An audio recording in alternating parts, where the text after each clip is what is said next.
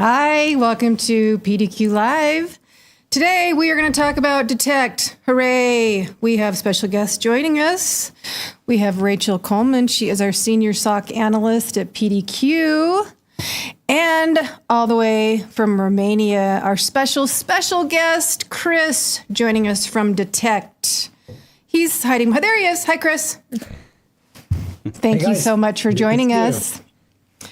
And yes, I hope you saw our new intro. Jake is amazing. He made that for us, the Plavenders intro.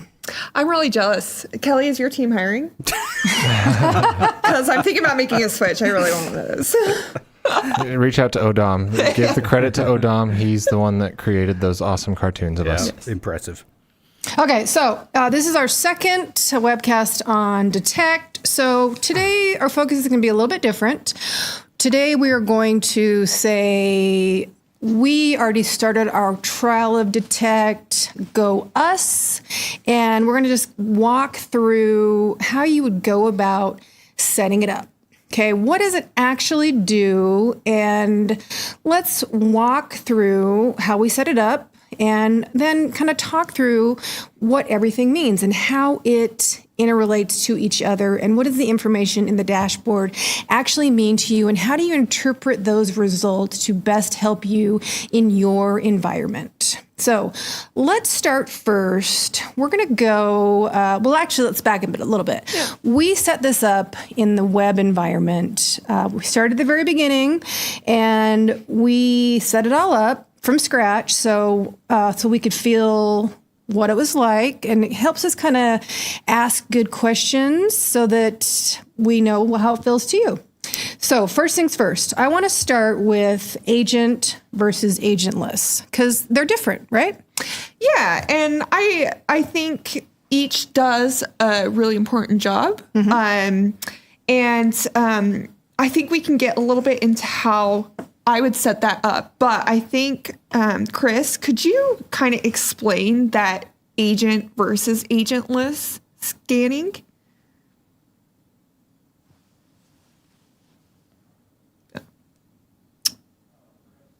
Chris is muted for a second. Chris, I think you're muted. There you go. Let's come back here to scan surface really quick. Yeah, I was muted. All right. So really quickly on the agentless versus agent-based. I think setting up agents for a small environment or even for a larger environment, as long as you have a tool to manage that environment, should be super easy. Like you just deploy the agent. You don't really care about scanning windows. You don't really care about scanning IP address ranges. You have all of your devices covered by an agent. And that means it's going to send out the data automatically each and every other 8 hours. You're going to always have the latest data, and you're going to have a very accurate description of the IT environment. Mm-hmm. With the agentless scanning, you need to deploy a network appliance, mm-hmm. and that's going to help you see assets where you don't have agents, basically. So that's going to give you kind of the full visibility on the network, especially on devices where you were not able to deploy an agent. Now, Chris, can I stop you here just for a second? Because when we did this before, because you're a super genius, you made this seem really easy. And there is a little bit of setup involved. Can you talk us through the ways with which you can set up a scanner just really briefly and the different methods to do it? Absolutely. So in order to set up a scanner, like an agentless scanner, you can deploy that to an existing virtual machine mm-hmm. on any of the computers. You can deploy that into an existing cloud, be that AWS, Azure, or GCP, mm-hmm. using pre-built images. It's mm-hmm. just, we can even potentially go through that if you wanted to. Yeah, I think I'll go through the setup of the agent-based because we've already set up in advance a VM. So we've deployed our own scanner.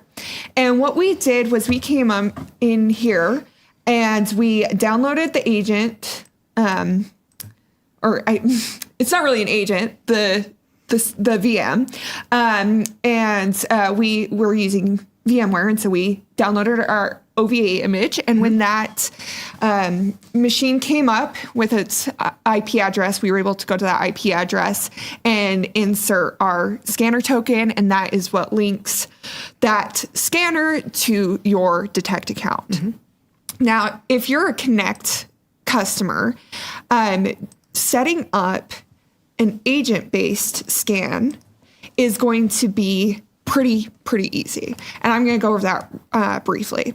So when you come in here into Connect, you're going to be creating a package, and we've already created one here.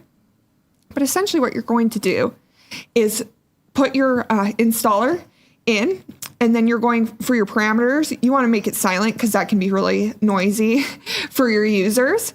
And then you'll have your server URL. So it will be detect.pdq.com, and then you'll put in your token. And that will link then those agents to your account, and they will pop up pretty quickly in here once you've got those. So all of these that you're seeing here have an agent, whereas this one in agentless is a deployed scanner. That what we'll do next, once we've had our agents set up, because that's really the key to success here. If you can get those agents set up and get those results coming in, you're 90% of the way there. Yeah. So can we set up a scanner really quick just so you can show them how we might do it? And we're going to, because we don't want to take too much time, we're just going to do one IP address, right? But we could do various ones, right? Chris, we could do, if we wanted, a subnet. You can do as much as you want or as little as you want. Is that accurate? Absolutely, Tara. Yeah, you can go ahead and scan multiple ranges if you wanted to with a single scanner. Or you could just, limit to a couple of IP addresses or host names or anything that is DNS resolvable, basically. Okay, so while Rachel's doing that, she's going to hit add elements to agentless scanner. I'm just going to clarify. I would want to do this for non-company owned devices, Chris, yes?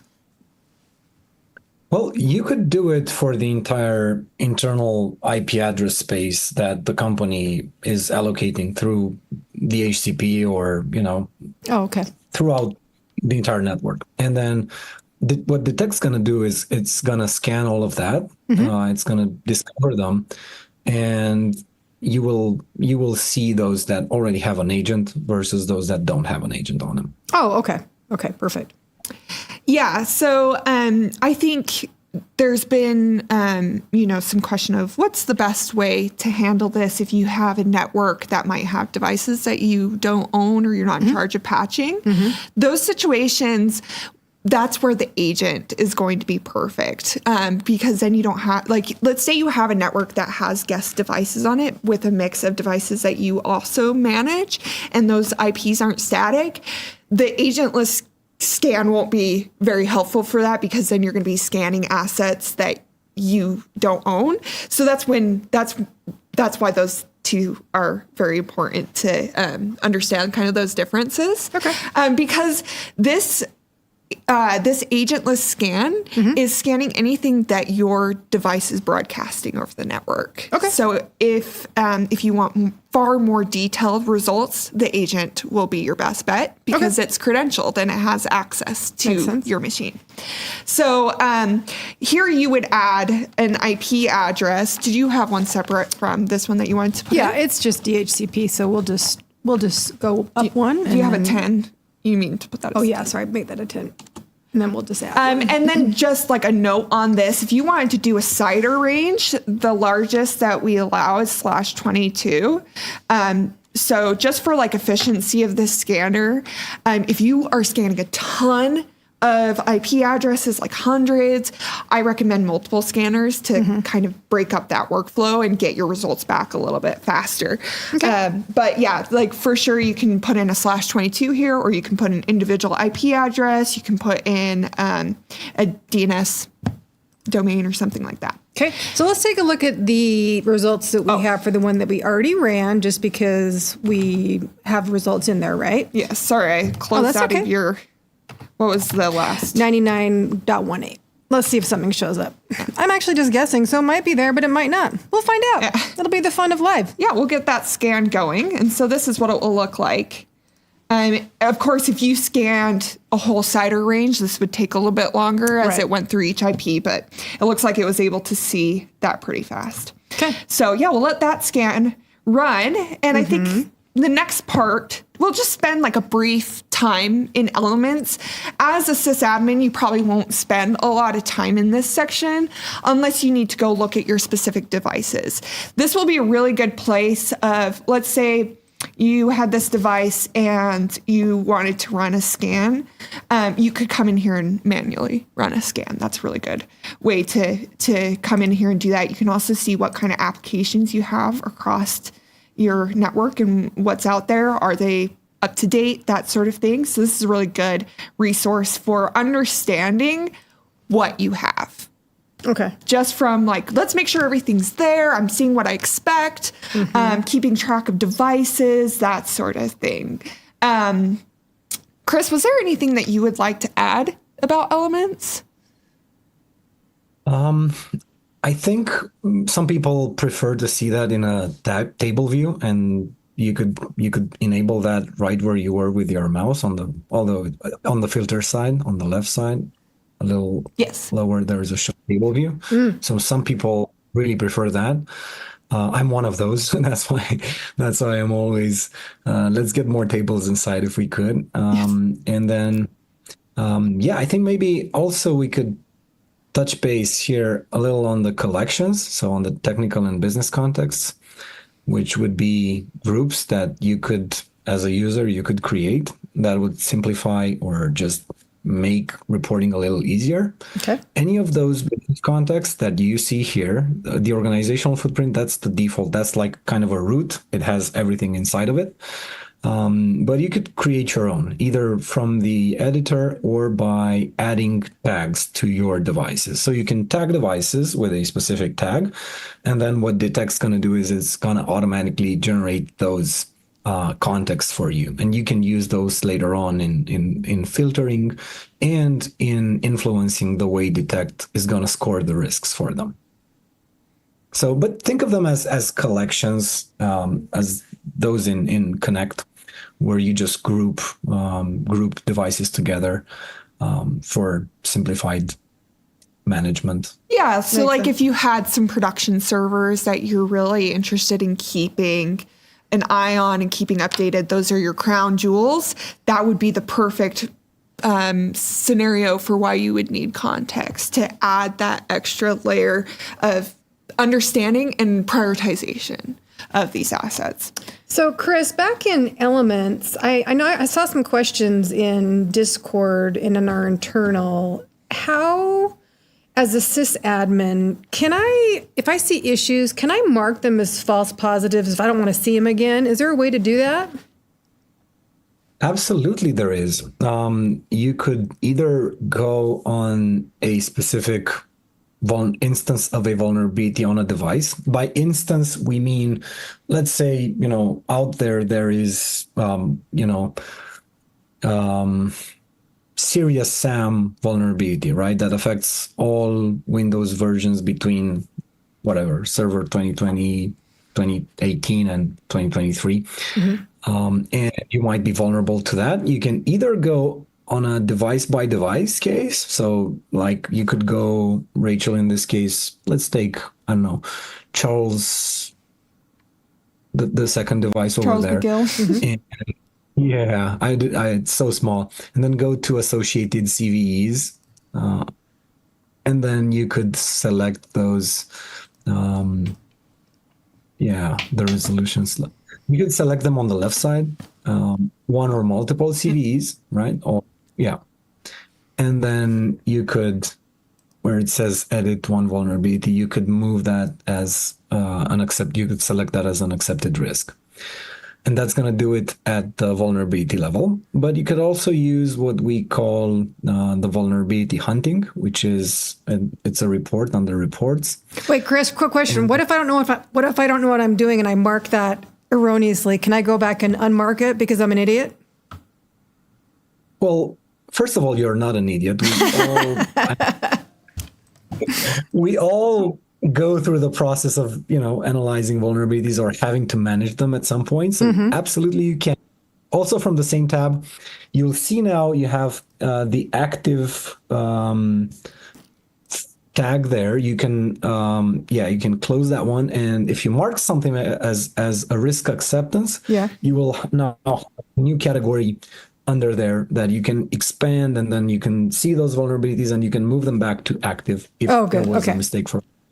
Okay, so it sounds like you can do it by the CVE, and then you can do it by the device itself. Is that what you're saying? You could do it by the CVE at a device level, or you could do it by the CVE at the whole organizational level. So you could look at CVE across all your devices. Gotcha. In the vulnerability hunting report. That's nice. So you can do it for more your environment. So if you feel very safe that it's not a risk for your environment, you're like, nope, I don't want to see it. Done. Okay, that's awesome. Yeah, and this will, sorry to interrupt, this will also be really helpful if you have SOC 2. That will help with your compliance on that and keeping track of, like, if you have a critical vulnerability that's popped up and you have to fix it within so many days, but you accept that risk, it's really good for keeping track of that. Yeah. I have another question while we're still in elements, Chris, because this actually came up. Can you tell me about action plan and what's the best way to use it as an IT team? So I have a system administrator and I have a compliance officer. What's the best way you recommend using the action plan? Do I want to make it a ticket? Can you give us some advice on how to use that functionality? Absolutely. So in order to use the action plan, we would start off from the remediation report. And what the action plan capability allows you to do is to group different remediation actions that you think or you would like to do into action plan entries. So you can select multiple things that you want to do by a specific deadline, or that you want to have assigned and tracked. In this example, Rachel is assigning some remediations to her. You can put in some deadlines that you want to take into consideration, and then what the platform is going to do is it's going to track those, and it's going to allow you to move them through different stages of a vulnerability lifecycle remediation. So you start off from planning, and then you can assign them to somebody for execution. So, for example, a compliance manager can assign them to a remediation team with a specific deadline in mind. Okay, so this sounds like a great thing for your compliance officer to communicate with their sysadmin saying, I'm seeing this vulnerability and I'm going to send this to you. Here's the CVE, please patch it on these servers. Is that kind of the idea? Absolutely. Okay, that makes sense. Then the other question that came in that I wanted to make sure I ask you is there were some questions that said, now I just lost it on my paper because of course, why didn't I do that? What is the difference between agent offline versus vulnerability? That came up a couple times. Can you elaborate on that? Absolutely. So an agent is offline when it has not been connecting or reporting data to the console for more than 3 heartbeat intervals. So around 5 minutes, 15 minutes of being unreachable, basically. And a vulnerability is an agent reporting data to the console and saying, we found these vulnerabilities on these devices. Okay. And you'll still retain those vulnerabilities inside the detect console, even though the agent is offline. Okay. That makes sense. Okay. And then last question in the elements, and then we're gonna jump into the reporting section. Okay. People were kind of curious, and I know you explained this before, but I hope you don't mind touching on it one more time. Can you explain again how the AI component of Detect prioritizes the vulnerabilities, please? Absolutely. So there are 2 important processes. One of them where we're using AI. One of them is the one where we're scraping information from the web and from underweb as well regarding new threats and new vulnerabilities that don't yet necessarily have a CVE identifier associated to them. We call those early vulnerability enumerations. So that is a bug or a potential vulnerability that has not yet received a CVE ID, but for which we can look for and we can alert even though it doesn't have a CVE associated to it. That's one of them. The other one is our engine that is looking for trending vulnerabilities and is populating the exploitable and the weaponized fields as part of that are part of the contextual risk score. Okay. So the contextual risk score takes a CVSS that is the same across all of those all of the instances of that vulnerability. If you have a vulnerability on all of your devices, the CVSS score is going to be the same.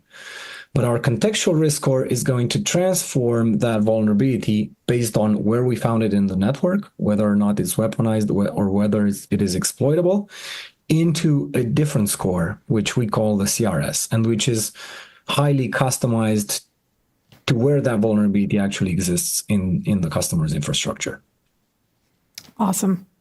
Okay, perfect. Okay, we are going to, we've got a lot of questions I see, but I want to jump into reports because I think, like me, most of the sysadmins want to ask you this one question because they have probably wasted hours of their life staring at vulnerability dashboards and saying to themselves, oh my God, which one do I care about? Please just smack me over the face and tell me which one I care about. So please tell the sysadmins where in reports they should live their life. Where should they focus?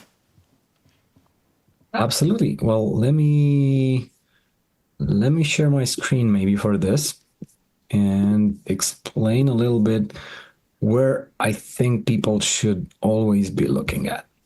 So I'm always like, this is the list of all the vulnerabilities with the contextual risk score calculated. So you just go to reports and then risk, and that you're going to get. Now filter on weaponized and exploitable. And this is the list where I start and end my day, basically, is making sure there are no vulnerabilities that are weaponized and exploitable within my environment. Once I finish those, then I can go ahead and look at the rest if I have time. Right. If not, just make sure these are being taken care of. So start here and then move on, but always start here. Always start here because these have a high likelihood of being exploited within the specific environment that you're looking at. Gotcha. Okay, so now we've made our sysadmins happy. Now pretend I'm a compliance officer. Should I be looking elsewhere? What if I have to report to my executives? Is there a better place I should live? You want me to take this one? Yeah. But let's have Chris share because he's already sharing. So where would you live, Ranch? Remediation is where I live because my role at PDQ is to assign these to our sysadmins. So, I'm doing a little bit of further prioritization just based off of my feelings, my instincts. And so I will come in here and choose a couple of these and click the checkbox next to them. And this is where I will actually add to an action plan so that I make sure that I'm keeping track of those vulnerabilities and that remediation for our SOC 2. Okay, now you're going to make me super happy if you tell me there's a report that I can send to my boss saying that I've done this stuff. Is there one? Yes. Oh, yes. I love data. That's my favorite. Which one is that? I think you could go for a few reports here, but I really like this executive report. Go ahead. So executive report, and that shows me, pretty data too. I like pretty data. Yeah, exactly. And you can download this as a PDF. You could give, maybe your IT manager or somebody read access to the reports, that sort of thing. These are super helpful for just a quick breakdown of where we're at. What do we currently have open? What do we need to fix? What have we fixed? That sort of thing. So, okay, I just thought of this, and I don't do this, but you do. Can I use this for compliance stuff for SOC 2? Can I? Absolutely. Oh, okay. So I like that. That works. Yeah, because, one way we did it in the past, or was we would fix the vulnerability. We'd do all of that with tickets. So I'd submit an IT ticket where I've gone into something like Tenable, and I've seen just a raw list of every single CVE and device associated with that CVE. I'd have to compile that report in group applications that needed to be fixed by CVE and then by group. So it was a lot of manual work that I had to even do for their reports. Once I downloaded the report, and then I had to send that over in a ticket to IT, wait for them to fix it, and then send it back. And I had to make sure everything was fixed. We were staying within our SLAs. And that was really laborious. That took a lot of extra time that made it harder for us to actually keep up with our SLAs. So what we can do in here, like I said, with remediation, when you're doing these action plans, if you fix it by the deadline, you can download these reports to show that you've done compliance. That you've done it. That's awesome. So you're doing, and Chris, I don't want to speak out of turn, but it kind of sounds like this is a proactive rather than a reactive way to approach security. Is that accurate? That is 100% accurate. And I think it's super important to understand what the organization looks like before there's anything happening. So before we go into the reactive state, and be able to manage that proactively. And this is exactly what Detect helps you do. And it also helps you look at only those vulnerabilities that really require your attention, because there might be just too many for a lot of people. Yeah, well, and I mean, I know for me, security is not my thing, and a lot of people don't have a security. They don't have a ranch and a Chris. So I love that it's prioritized for you. And like I said, I want you to hit me over the head and say, handle this one. Okay, I'll do this one.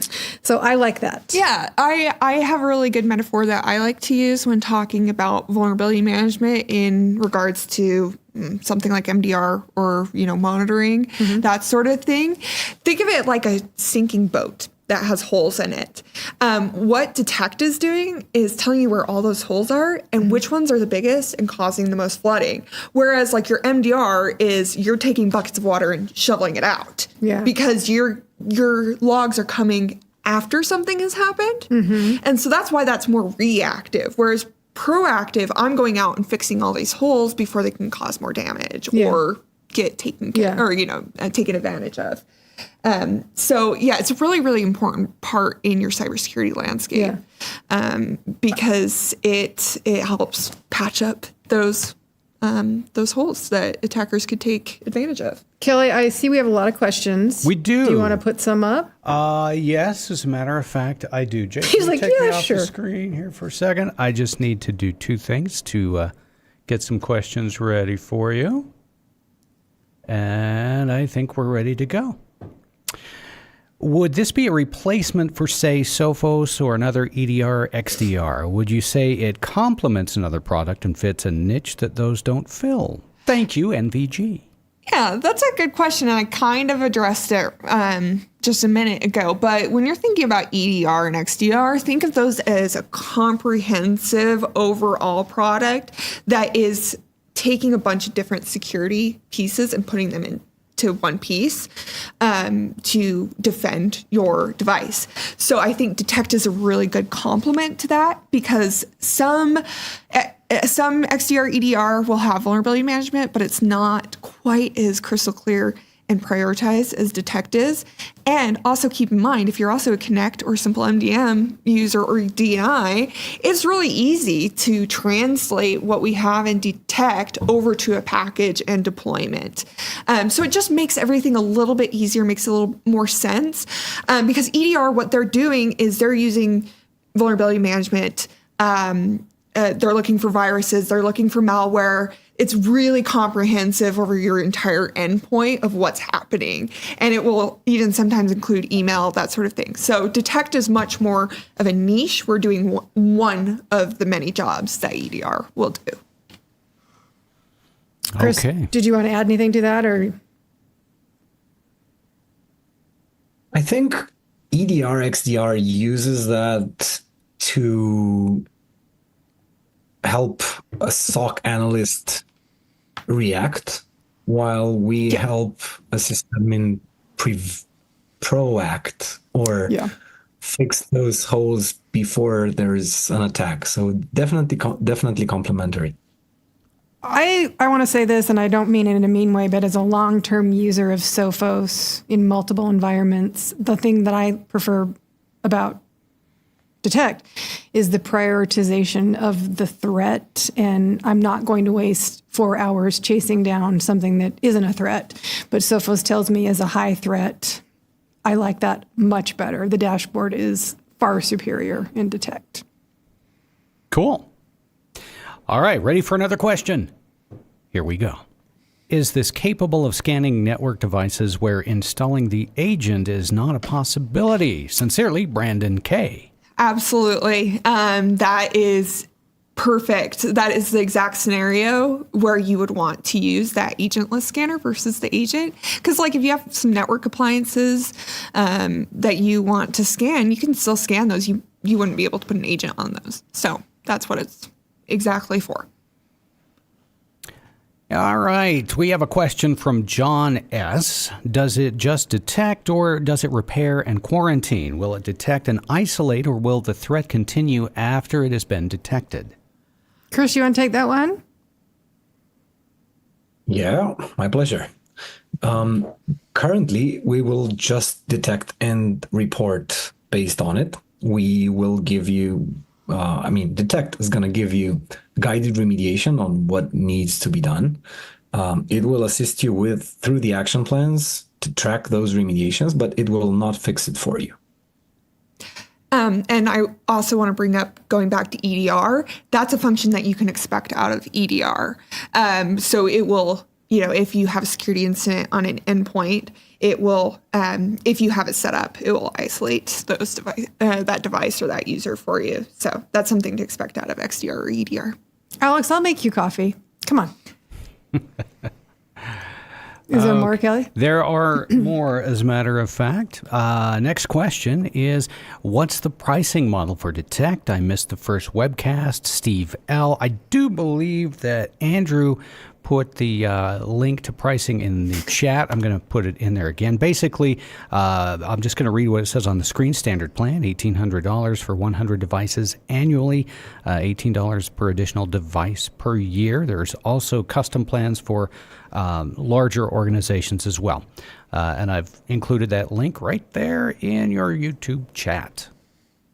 All right, more questions. We have one from Brandon K. Does this integrate with Connect or deploy to aid in remediation? Not right now. We'll discuss that in further webcast. So right now, just standalone. And another question. We have one from NVG. Will it update each patch Tuesday and rank and rate the new ones and the ones you might have currently had? Ooh, I love that. Chris, can we do that? Can you make the video for Brock? We absolutely do that. We don't mark them as Patch Tuesdays today, but we will very soon. So they're not going to be highlighted differently than other vulnerabilities, but absolutely one of the data sources that we use is Microsoft's KB for sure. And it gets enriched with the weaponization and exploitation data. So you will always see trending and high-profile vulnerabilities up top of our reports. Which is exactly what that AI piece is for. In case it doesn't come out as a CVE, it can go grab that. But as soon as it comes out as a CVE, we'll be grabbing it and displaying that. All right, we have one final question from NVG. Hang on, let me get it. Actually, from Steve L. Is weaponized and exploitable the same thing as a CISA KEV? Ooh, Chris, is it? Rachel wants to answer too. I'm going to give my little piece, but I think Chris will actually be able to answer this better. Is it the same thing? Not always, but it could inform that piece. That's my understanding. Absolutely. So CISA KEV is one of the sources that we pull in as part of the weaponization. So it's a good tracker of what's weaponized. It's just one of them, one of many, and it's built for government agencies.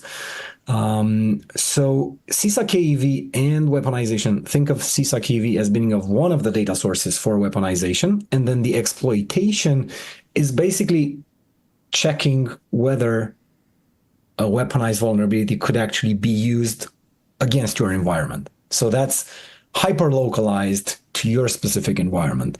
It's not going to be the same in mine, Rachel's, or Tara's, because it really depends on how the vulnerable or the affected service is actually configured. And this is something that I demoed in our previous webcast, is how do we make that exploitation, exploit validation as part of Detect, and why that is so important. But yeah, it complements the weaponization. Weaponization is telling us whether that vulnerability has been used against other organizations, while exploitation shows us that that vulnerability could actually be used against our own. And together, they give us the real vulnerability score. Yeah, because in previous vulnerability management platforms that I've worked in, they weren't pulling in CISA-KEV information. And so that would actually be something that I'd have to go out and look for. Is this actually something I should be worried about right now? That's a game we should play sometime. I worry about everything, so I'm gonna lose. Have you ever played that game? You get 4 vulnerabilities, and then you pick which one you'd fix because you can only pick one. I don't know. You're scaring me right now. We should play that game. Daryl wants discounts. Yeah, well, actually, we do have two quick final questions. Okay, we'll go through these fast.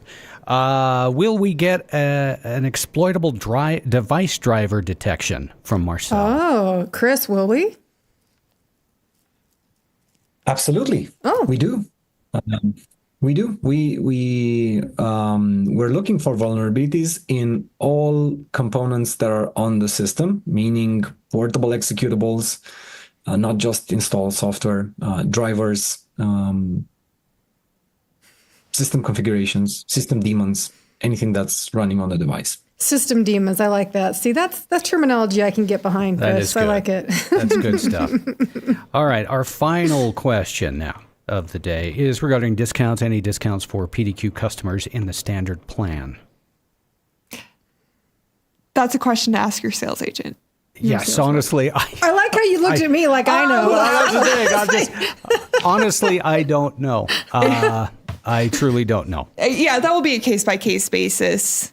I don't know that we have I think sales knows. And when I say think, I mean, I know sales knows. They'll know. So, yeah. Sales at PDQ, they definitely know. They definitely. Oh, Zach is in the chat. Zach knows. Zach, answer the question. That's not the right answer. Yeah, that's not how you get more customers. Zach says, we're charging you more now for asking. Zach knows everything. Stop pretending you don't know, Zach. All right, Chris, Rachel, thank you so much for joining us. You guys, I actually learned stuff. Thank you. I'm so glad. I want you both at my desk every day to tell me what a threat is and what isn't. So that'd be amazing. Wishful we have thinking. Detect for that. Yeah, I have Detect now. You're right. Thank you. There you go. All right. Thank you for PDQ. I'm Tara. I'm Rachel. Yes. Thanks for watching. I'm Chris. Thanks for joining our webcast today. Congratulations to Brandon K. and John S., winners of PDQ swag. Please send us your mailing info to webcast@pdq.com. If you like what you've seen today, do us a favor, like and subscribe to our YouTube channel. Leave us your comments. We really like all of the above.